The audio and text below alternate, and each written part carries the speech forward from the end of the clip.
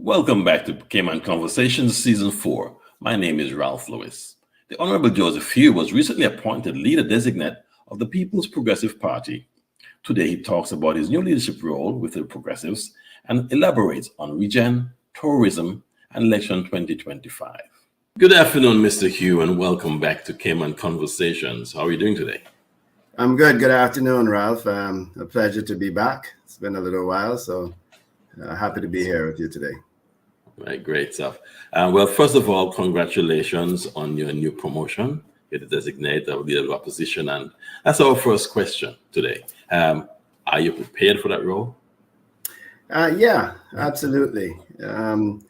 It's something that we have been conscious of in as far as a party, and that is, succession planning, and we've always done that.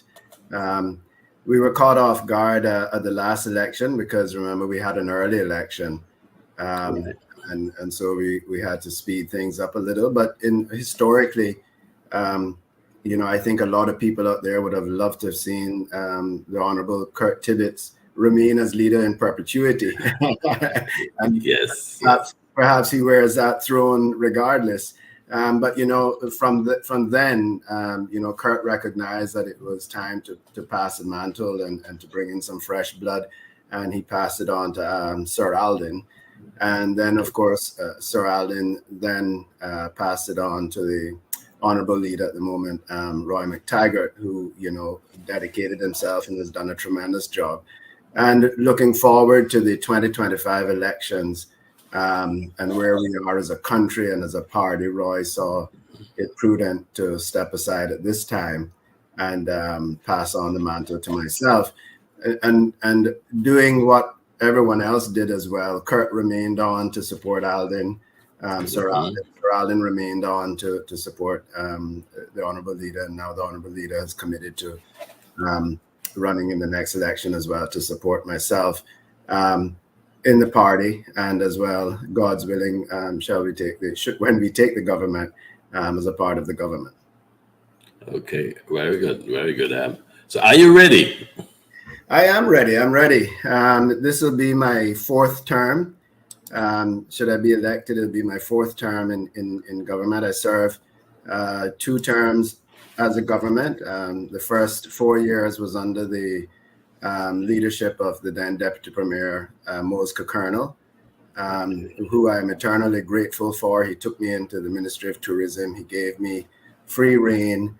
It was pretty nice because, in that situation, you can go out there and do things. And if you make a mistake, it falls on the minister, not yourself. So, yeah, of course. But he had a lot of trust in me, and it was a good relationship with him, giving him the opportunity to deal with his constituents' matters in the BRAC, having that freedom to go back and forth, leaving me there in the office. The second term was as Minister of Planning, Works and Infrastructure, and Commerce. So it was a pretty big ministry, but I was up to the task. We started some tremendous work there. Ralph opened the Center for Business Development, which was timely because it became very useful during COVID in managing and assisting small businesses through the COVID pandemic. We started a lot of the roadworks, many of the roadworks that you see happening, being completed now in Fort Pearson and up at the Hurlers Roundabout, etc. So we had a good couple of years prior to COVID hitting. If I were not to say that I was disappointed that I was not able to fulfill my full 4 years and the agenda that I had, the ambitious agenda that I had for my ministry at the time, Commerce, Planning and Infrastructure, I wouldn't be honest if I didn't say that I'm a bit disappointed there. But I often reflect, Ralph, and say, I had this desire to make real change. But then perhaps my destiny was to be there for COVID. And I think we had a tremendous leadership team during COVID, and history has shown that we were certainly the most successful island and one of the most successful countries in the management of COVID and the suppression of deaths and the management of our borders and how we reopened and everything. So something I'll never forget, and I will always remember and look back on. But going forward now, at a time where COVID is gone, at a time where the country has not been at its best, we've had instability within the government. We've had lack of progress within the government. We've seen changes of speakers, changes of premiers. And I think that the country is now looking for a bit of stability, similar to when we came into power in 2013, just returning that calm to the country and saying, okay, you're in good hands. You're in with an experienced group, and we're going to return some stability, return investor confidence, return a quality of life for our citizens. And that's a goal. And that last one I just said, quality of life for our citizens, yes, paramount and at the top of my agenda. Okay. Well, I will say with elections probably about maybe 9 months to go, you will have your hands full. And yes, but that's the challenge that you from what you've said that you're ready for. Looking around the Caribbean, around the world, we are seeing a changing of the guard, and everyone is handing over to a younger group of leaders. Even in the US, we saw it, President Biden has handed over to Camilla. Of course, she's hoping that she gets the presidency. But we're seeing it around the world. And so my next question, in relation to generally parties and politics, do you think that Cayman has reached that stage where there are enough parties, or there should be more parties in politics in the Cayman Islands? Yeah, Ralph, I would welcome a second party. I would welcome it. It'd be nice to say we'd be the only party and we get elected year after term after term. But no, in the first of all, I think that the country now is satisfied that the experiment with the independence didn't work. A lot of people, and I will say to people that, after the last election, we were all returned. We thought we had alliances with a couple of people. That didn't work out. And then the PAC government was formed, a group of independents coming together to try what is now being commonly referred to in the public as an experiment. And even I, after getting over it and dusting myself off, and 2 weeks later, 3 weeks later, saying, okay, well, maybe Premier Panton at the time had something. Maybe there's something there. Maybe this could work. Let's give it a chance. We as an opposition didn't come out kicking and screaming right away. We gave it a chance. And the fact remains that it was a failure, and it has continued to be a failure, and it has continued to be a challenge to keep these individuals, all independent thinkers, independent manifestos, keeping them all in one room together and coming up with a common goal and common direction. So I believe that party politics, I think people understand now that you need structure. I don't like to normally use party politics. I generally say organized politics is the way I like to use it. I would never go and work for a firm or a company without first knowing who the leadership team is and what are the ethos of that leadership team. Where is this company going? How does it treat its staff? How does it manage its money? These are all important questions you ask when you are looking to make a career change or go to work for a company or to buy a business. Even you want to look at, what is the culture of that business? You wouldn't go into it blind, not knowing any of that information. So I don't know why you would want to elect a government to run your country without knowing all of that information first. So I think the country understands that now, and there is room for a second party. There's always room for a couple of independents. I'm not saying no, but there is room for a second party, and that would take some of the pressure off of us as being the only party, because if anyone that dislikes party politics dislikes us because we're the only party, right? So, yes. Well, what I've said in my recent interview with the current leader of opposition, Honorable Mark Taggart, is that we don't have much time left, and so therefore we should be hearing from any group or groupings or party for what's happening. But we'll come back to Progressive's preparation for the elections in our last in the last question of the conversation. But what I want to switch gears to and talk about some important topics that I've heard you, very passionate about. And the first one is regen, the dumped, and the second one that has been dumped, and the second one is the port and the cruise port, the cargo port and cruise port, because I think those topics need to be addressed and need to be considered, and I think that they're going to be elements of the next election. So just tell me your thoughts regarding regen and the ports, please. Sure. Let's start with regen. I have been the most vocal about regen. And for me, Ralph, it sits right in my constituency, smack in the middle of my constituency. It affects everyone from Webb Road on North Sound Road to Courts Road. You have a large development there, Lakeside, sorry. Then you have Watlers Road, commonly referred to as Dog City, and right down to Marbell Parkway, Jasmine, where the Jasmine Center is, and of course CIS, and now the Health City Hospital. So the landfill affects all of us in that area.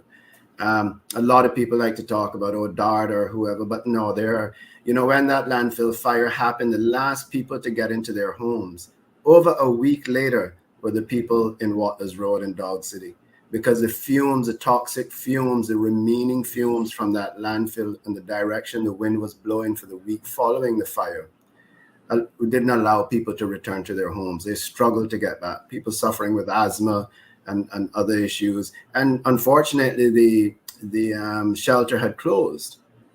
So we had to find places for these folks to stay, and because they just couldn't stay there. And now, Ralph, the landfill is actually a couple hundred yards closer to the road and closer to Watlers Road and the Essler Tibbetts Highway, closer to Courts Road, closer to Eastern Avenue.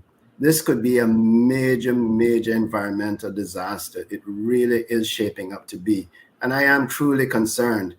And so that is my first and foremost concern with it. I was not a part of the project management team or the ministry that negotiated or signed, but we were informed the entire way on the project. And we will be writing to the governor.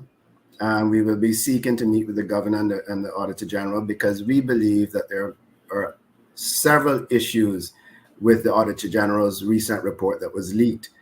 To begin with, we feel that the AG failed to find all the relevant documentation needed for an informed judgment. We know that. We know that she missed out, or whoever did the audit, did not get all the information they needed. And secondly, the report was issued despite receiving no comments on the draft. So errors were not picked up or corrected. So that is why they have officially held back the report now, even though it has been leaked out, because they are aware of errors and information that was left out. So that was never done prior to being leaked or before being released. And the last major point on that is that none of the opposition members were involved, despite being the key government decision makers at the time. Of course, Honorable Dwayne Seymour was in the government. I don't think actually he may have not been a part of the government at the time when they started the audit, but he certainly was there in the latter parts. And had we been involved, we could have picked up the problems in the report much, much earlier. And I understand one of the challenges that the PAC government had was that the lead project manager passed away, unfortunately passed away. And, that left a huge gap, and that was understandable. But this report that the Auditor General did is really lacking in basic information. And, we will be addressing that. We would like to speak to the governor first, and also with the Auditor General's office to address that. And hopefully we can see an updated report come out. Okay, thank you. And so where do we stand? Where do we stand? The project has been stopped. And do you know anything that's going to happen? Because we need the dump fixed. And understand there's going to be a revised request for proposal going out soon. Do you know anything about any activity that's going to happen in the near future or before next elections?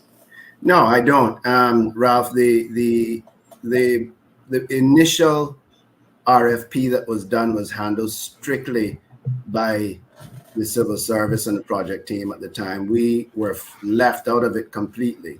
In fact, I remember clearly hearing on the street who had won the bid before the project team even told us. Right? When they came in to meet with us in cabinet, I could tell them everything. So we were the last people to know. And that took 2 years. That took 2 years. So I know that a lot of work and perhaps lessons have been learned since that.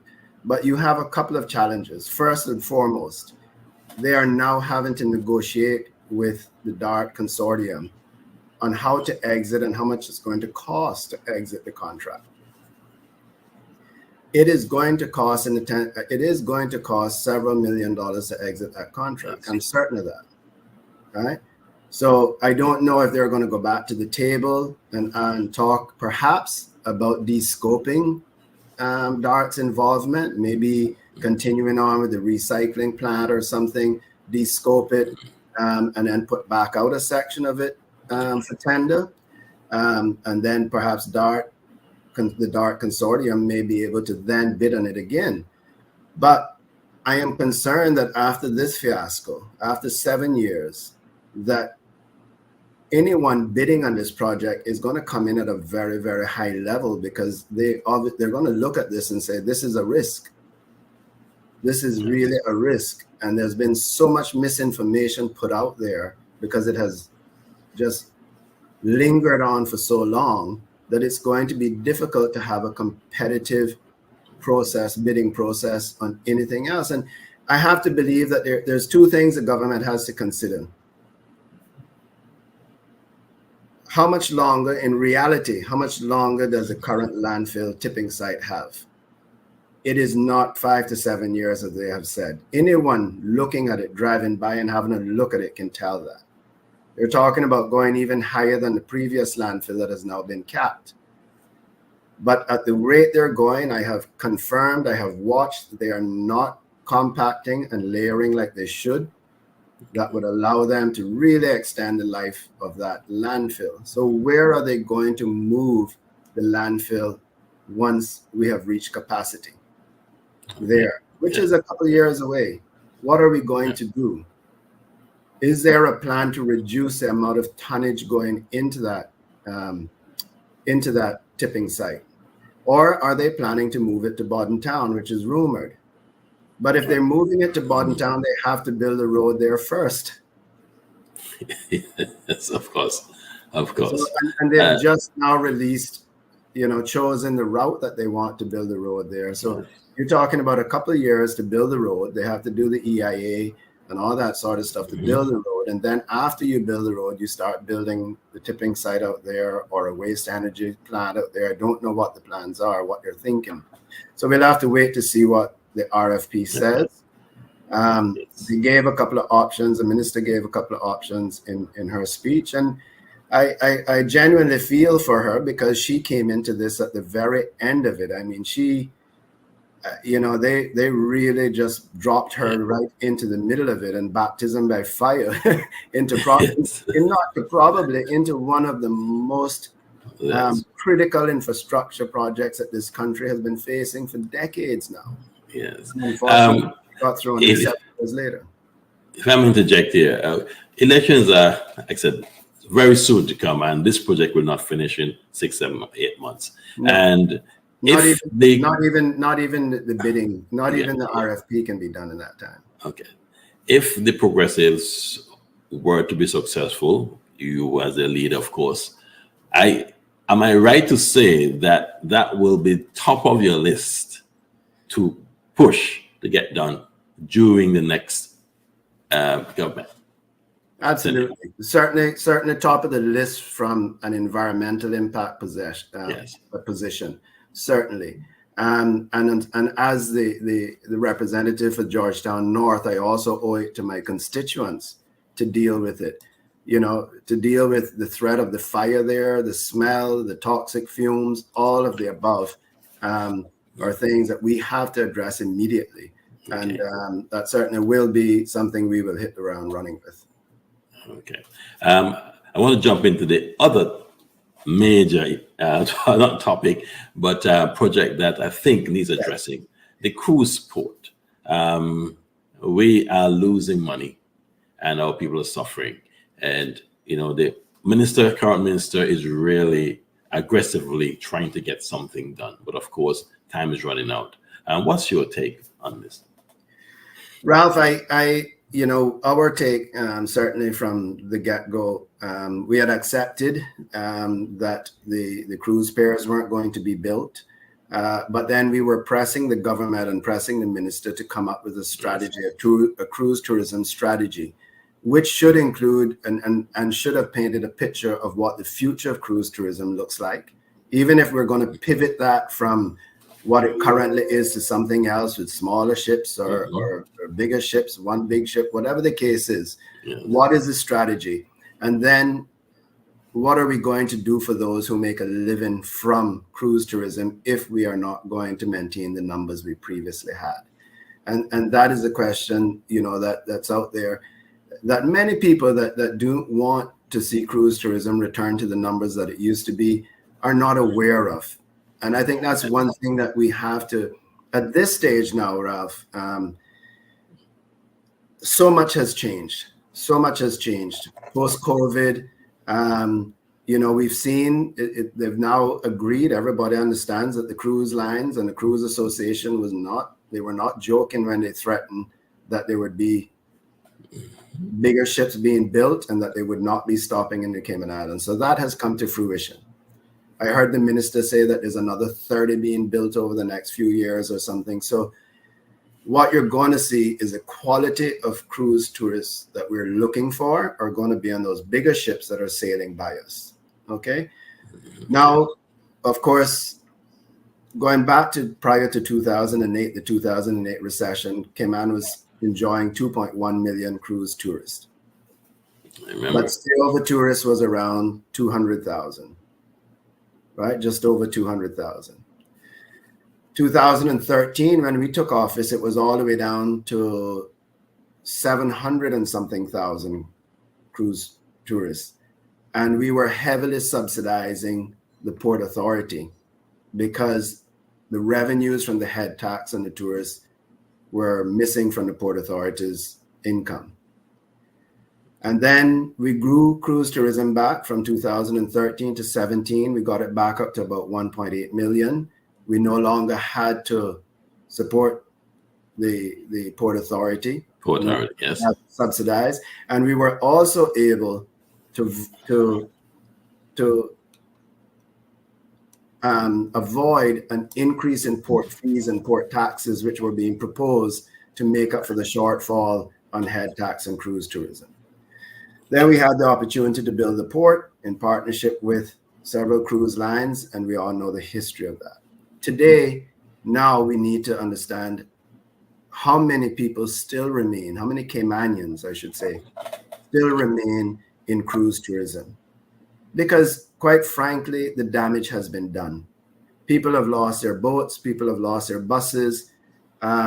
We had another business close recently in Georgetown, an ice cream shop. So that is four businesses, four well-known businesses that have closed over the last couple of months. Some of those businesses have been in Georgetown for a couple of decades and have had to close their doors. So here we are spending money on Georgetown revitalization and all these sorts of things, and businesses are closing. Now, how do we avoid that? How do we then, is it that we are moving away from cruise tourism and encouraging stay-over tourists to come into Georgetown? We have one hotel being built there in Georgetown. GT, I think, is the name of it. So what is the plan? These are the questions we keep asking. What is the plan? To get to my position, Ralph, that is where we are. I don't think that a referendum with a yes or no answer is going to do us any favors. Right? So we need to ask more questions. We should have had some data that would allow people to make those decisions. How many Caymanians still rely on cruise tourism? what is the head tax and the impact on the Port Authority? What is the plan? What type of tourists are we talking? What type of ships are we talking about? Are we talking about an one pair or two pairs? Are we talking about expanding the cargo port and then with one pair that can take cargo ships on one side and one mega cruise ship on the other side? Have we decided on a capacity number? Are we looking for 6,500 tourists a day, 4,000 tourists a day, or back to the 20-something thousand tourists a day? These are the kind of questions that persons will need to be able to vote on such a referendum. And that is our concern. Okay.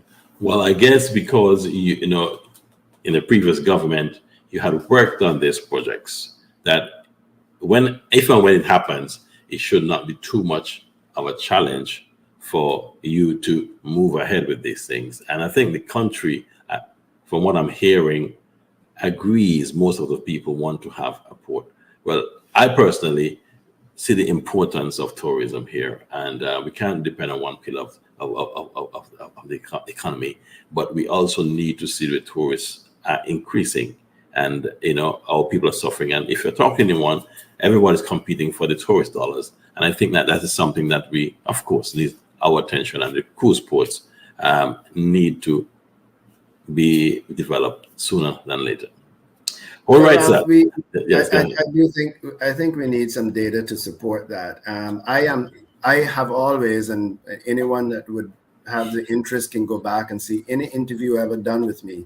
My statement has always been, the question we have to answer is, do we want to stay in cruise tourism, or do we want to get out of cruise tourism? Because if we're going to stay in it, we have to build a pier of some sorts. If we're going to get out of it, then let's make that decision, and let's work with the Caymanians that work in that industry and help them pivot to other industries or pivot to stay over tourism. How do we do that? But we have to have a plan. We have to make a decision and then work towards it. We just can't, even if it's one Caymanian, we can't forget that person. We have to help that person move from the living they were making from cruise tourism into stay over or into some other form of employment or industry.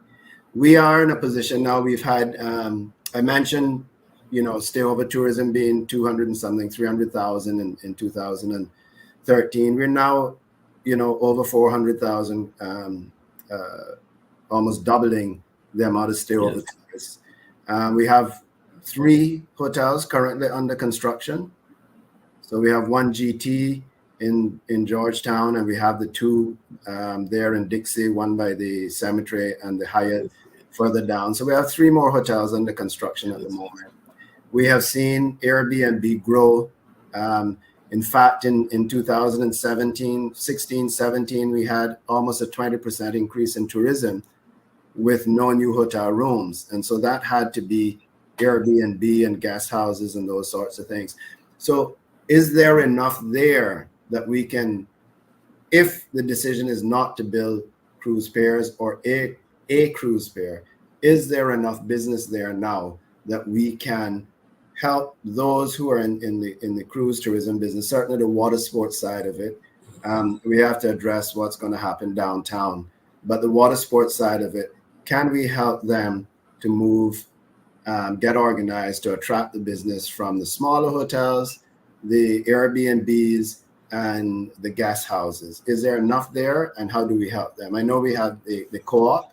Is it time to sit with the co-op as a government, sit with the Land and Sea Co-op and say, okay, guys, it's not just about negotiating with cruise ships now. Let's put together a marketing program, put together a centralized booking platform, online platform, that we can now focus on stay over tourism and focus on Airbnbs and guest houses and smaller hotels. I understand the larger hotels, you need $5 million insurance and you need this and you need that. But is there enough other business out there now that we can do that? But either way, we need to find the data. We need to know, because that is the whole idea. Was after COVID, it was a perfect opportunity to reset. Yes. Right? and come up with a plan, and we did not do that. And now we're going into a referendum that we're unsure what the questions are going to be, and we don't have the data to make a decision. Okay. Well, let's ask another question, and that the Caymanian people or the Cayman voters will have to answer in the next couple of months. That's elections. So how are progressives preparing to ensure that they win the next election? You know, we go right back to the fact that we are a well-oiled machine. We have the foundation for proper leadership. We will be aggressively building our team over the next couple of months. We still have the support of all the founders and the former leaders of the party there. Look at our meeting last week, Saturday night.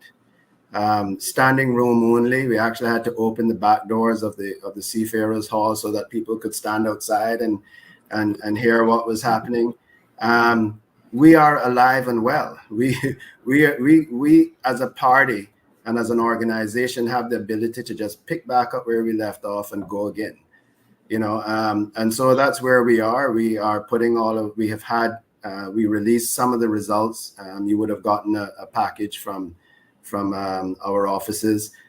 Some of the results of the extensive surveys and roundtable discussions, virtual roundtable discussions we've done over the few months. So we've been quietly in the background working hard, putting our strategy together and creating our next steps and our steps going forward to put a team that the country can look at for the next general election and say, yes, we trust these guys, solid foundation, have always, shown good governance. It's a party we can trust, and they have the team that can take the country lead the country for the next 4 years and return some of the stability that we were accustomed to, and first and foremost, help our people get through these difficult times. It's a worldwide crisis, it costs of living, housing, everything.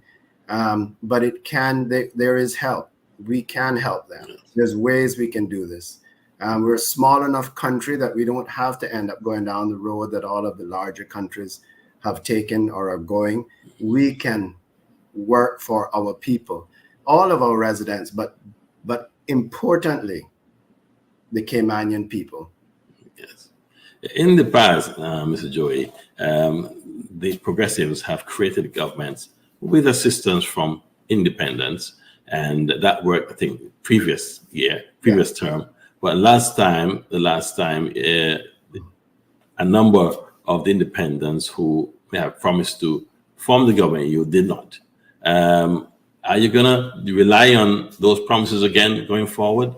Or are you going to ensure at this stage that they're part of the parties before you run before the elections? Ralph, our good friend, the Honorable Kurt Tibbetts, used to always say, I remember hearing him saying, you're either with me or you're against me. Okay. That is where we are as a party right now. You're either with me or you're against me. Yes. I am not closing the door to some of the incumbents. We certainly are happy to discuss with them and so forth, but you will either be running with me or you'll be running against me. Okay, thank you.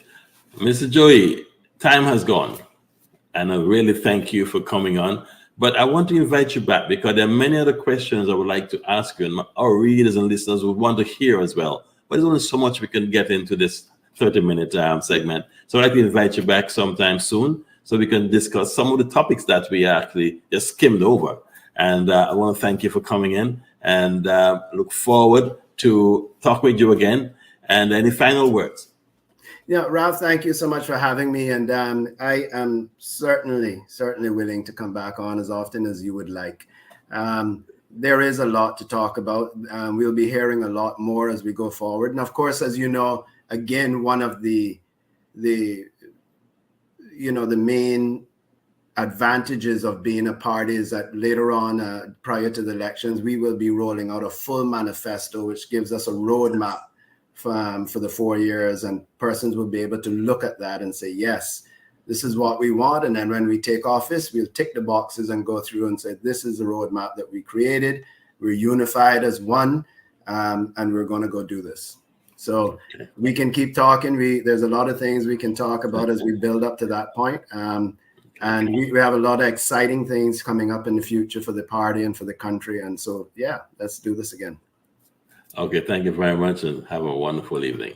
Goodbye. You too. Thank you. We hope you enjoyed today's broadcast and invite you to join us next Sunday for another great interview. Remember to like, share, follow, and subscribe to our Facebook and YouTube pages. And also pick up copies of Cayman Time newspaper at locations across the islands. Cayman Conversations is a production of the Cayman Time newspaper.